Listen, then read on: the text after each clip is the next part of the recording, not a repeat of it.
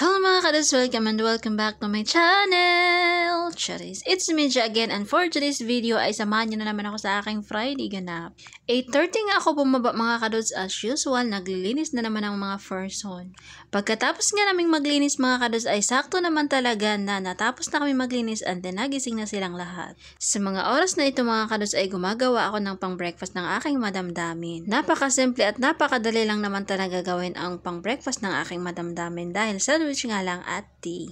Pagkabigay ko nga sa kanya ng kanyang breakfast mga kadods ay bumalik naman ako sa aking trabaho. Simula nung dumating yung anak ni madamdamin dito sa bahay mga kadods ay talaga namang nabago ang mga buhay-buhay namin. Kulang na nga yung aming tulog mga kadods ay sobra-sobra pa ang aming trabaho. Yung tipong ang sarap-sarap pa matulog pero ginising ka na ng tawag. Nung wala pa nga siya dito mga kadods ay nakakaakyat kami ng alas 11 pero nung dumating siya dito ay alas 12 to alauna na. At nagigising naman kami ng 8 o'clock at bababa naman kami ng 8:30 pero nang napunta siya dito sa bahay ay talaga namang 6 o'clock pa lang ay tumatawag na yan siya. Nauna pa nga yung tawag niya kaysa sa alarm ko. Pag ako nga ay sinumpong ng aking kabaitan ay talaga namang nag-airplane mode talaga ako kahit wala naman ako sa airplane. Charis. Mabalik tayo sa ating video mga kadods ay tapos na pala akong nagbigay sa kanila and then ako naman yung magkakape. Habang ako naman ay nagkakape mga kadods ay itong aking Sharon Konoto ay busy naman sa paglilinis ng kanilang mga kwarto. Habang wala pa nga silang utos ay dito muna ako sa kusina at magkakape. Higop na sana ako ng kape mga kadods at biglang may tumawag sa akin. Syete kayo, akala ko makapagkape ako ng matiwasay dito.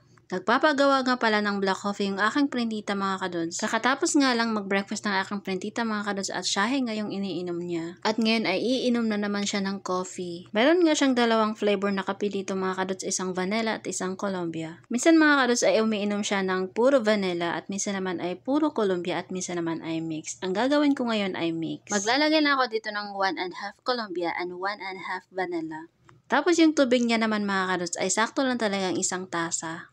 Habang hinihintay kong matapos yung aking ginagawang kape ay ako naman ay magkakape na muna dito sa gilid-gilid.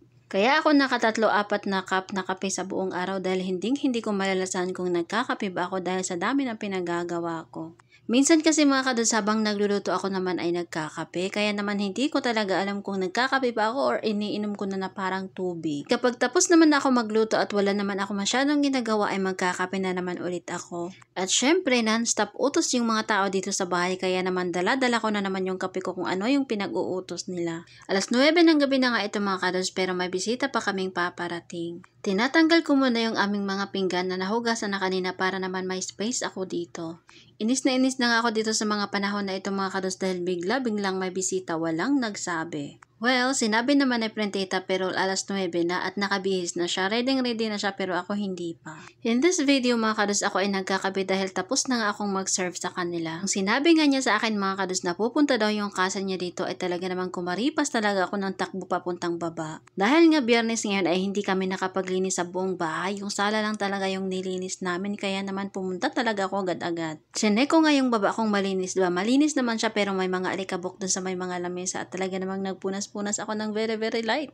Ang sabi niya pa sa akin ay pupunta daw yung kasa niya dito dahil mag-uusap nga lang daw sila. Yung pag-uusap nga nila ay umabot ng 4 na oras. Nung pagkadatingan ng bisita ng aking printita mga kados ay talaga namang kamot ulo batok yung pinagagawa ko. Gusto ko na talagang hatiin yung katawang lupa ko dahil pagdating ng kanyang bisita ay siya namang pagdating ng aking baba. Alam niyo naman mga kados na kapag yan ay nauwi dito sa bahay ay talaga namang pagkain yung uunahin niya. Madami nga siyang inuutos sa akin mga kados at madami nga siyang gustong kainin pero may bisita pa akong kailangan asikasuhin. Yung hindi ko na alam kung ano yung uunahin ko, kung magluluto ba ako or kukuha ng pagkain sa labas. Dahil itong aking printita nga ay nagpapadeliver nga ng mga makakain nila. 4 na beses nga siyang nagpapadeliver mga kados at hindi talaga yun sunod-sunod. 3 nga yung kasa niya na pumunta dito sa bahay mga kadods at may isang kasamang kasambahay. Yung kasambahay ng kanyang isang kasin mga kadods ay nakilala ko na dahil pumunta nga sila dito nung nakaraan. Matagal-tagal na nga yun mga kadods dahil 2 years ago na. Hindi ko nga siya namukhaan mga kadods dahil sobrang nag-glow up naman talaga ang person. Charis. Kung hindi pa talaga siya umakyat dito sa taas mga kadods ay hindi ko talaga siya makikilala. Magkapareho nga kami ng lingwahe mga kadods, purong Bisaya. Charis. Purong Bisaya mga kadods, walang halong chemical. Alauna na nga ito mga kadods at ako ay magliligpit na ng matapos na. Nahugasan ko na pala yung kanilang mga cup na ginagamit nila for coffee and yung mga plate nila na ginagamit for cake. At hindi naman ganong karami yung aking pinaghuhugasan mga kadods kaya naman mabilis akong natapos. Pagkatapos ko namang naghugas mga kadods ay ibabalik ko itong mga tips sa kanilang mga lagayan. Nung una talaga mga kadods, itong kanilang tips ay doon talaga nakalagay sa kwarto. Pero medyo hassle nga siya masyado mga kadods kapag may bisita kami ay aakyat ako sa taas. Kaya naman hindi ko na talaga siya inaakyat at tinatabi ko na lang talaga siya dito sa kusina. Natapos na ako sa pagliligpit mga kadods at dinala ko na itong aking pang dinner dito sa aking kwarto.